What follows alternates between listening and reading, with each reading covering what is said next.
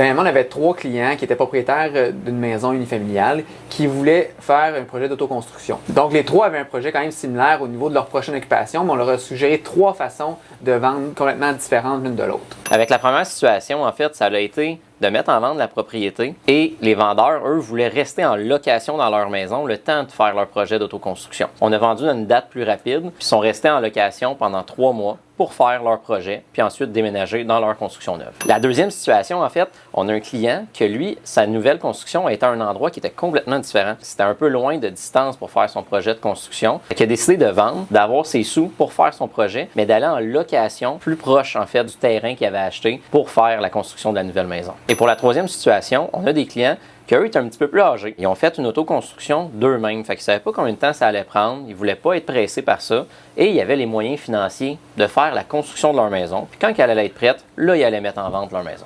Donc, si pour vous aussi, vous avez le projet d'autoconstruction, n'hésitez pas à nous contacter parce que d'une personne à l'autre, la stratégie peut être complètement différente.